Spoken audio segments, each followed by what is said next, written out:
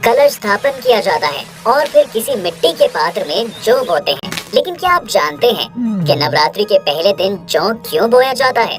अगर नहीं तो इस वीडियो को अंत तक। तो ऐसा माना जाता है कि जौ बोने की परंपरा शाकंभरी देवी से जुड़ी हुई है, जिससे जुड़ी कथा का वर्णन दुर्गा सप्तशती से किया गया है। दुर्गा सप्तशती के 11वें अध्याय में वर्णित कथा के अनुसार देवी और देवताओं की स्तुति से प्रसन्न होने पर शाकंभरी देवी सभी देवी देवताओं से कहती है कि देवताओं, जब पृथ्वी पर 100 वर्षों के लिए वर्षा रुक जाएगी और पानी का अभाव हो जाएगा, उस समय मुनियों के स्तवन यानी स्तुति करने पर मैं पृथ्वी पर अयोनिजा रूप में प्रकट होंगी और अपने 100 नेत्रों से मुनियों को देखूंगी। अतः मनुष्य शताक्षी नाम से मेरा कीर्तन करेंगे। देवताओं, उस समय मैं अपने शरीर से उत्पन्न हुए शाकों द्वारा समस्त संसार का भरण पोषण करूंगी और जब तक वर्षा नहीं होगी तब तक वे शाक ही सबके प्राणों की रक्षा करेंगे। ऐसा करने के कारण पृथ्वी पर शाकंभरी के नाम से मेरी ख्याति होगी और ऐसा माना जाता है कि देवी के शरीर से उत्पन्न हुए शाक जौ ही थे और इसीलिए हिंदू धर्म में कोई भी शुभ काम जौ के बिना अधूरा माना जाता है। साथ ही ये भी माना जाता है कि सृष्टि में सबसे पहली फसल जौ ही थी और यही वजह है कि जौ को हिंदू धर्म ग्रंथों में पूर्ण फसल की मान्यता दी गई है। हिंदू धर्म ग्रंथों में वर्णित कथा के अनुसार एक बार देव गुरु बृहस्पति ने ब्रह्मा जी से सवाल किया कि हे ब्रह्मा, नवरात्रि क्यों मनाई जाती है? तब ब्रह्मा जी ने कहा, बृहस्पति, तुम्हारे इस प्रश्न का हल इस कथा में छुपा है। बहुत साल पहले मनोहर नगर में एक अनाथ ब्राह्मण रहा करता था जिसका नाम पिठत था।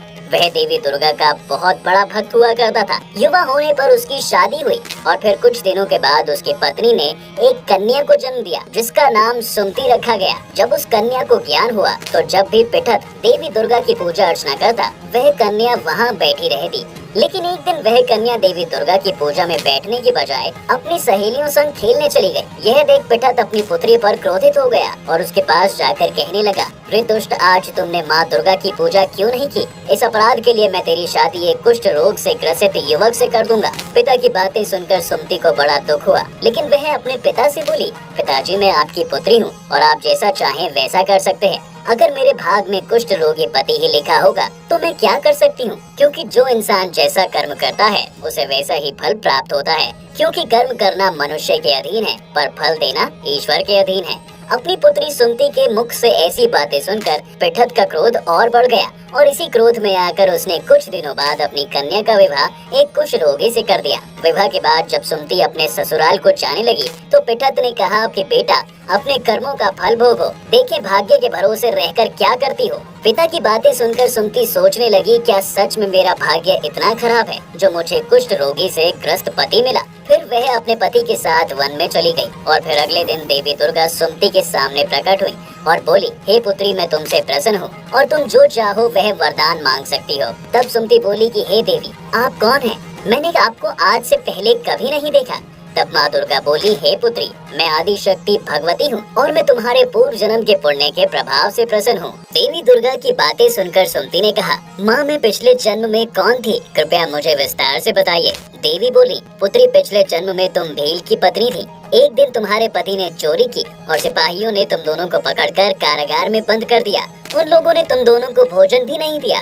उस समय नवरात्र का दिन चल रहा था और तुम दोनों ने नवरात्र के दिनों में कुछ भी नहीं खाया और न ही जल पिया था, जिस कारण अनजाने में ही सही लेकिन तुम्हारा 9 दिनों तक नवरात्र का व्रत हो गया और उसी व्रत के प्रभाव से प्रसन्न होकर मैं तुझे यहाँ वरदान देने आई हूँ। तब सुमति बोली, हे माँ, अगर आप मुझे कोई वरदान देना चाहती हैं तो मेरे पति को कोढ़ से मुक्त कर दीजिए। तब माँ दुर्गा ने कहा, पुत्री, नवरात्रि के एक दिन का पुण्य तुम अर्पण करो, तुम्हारा पति निरोग हो जाएगा।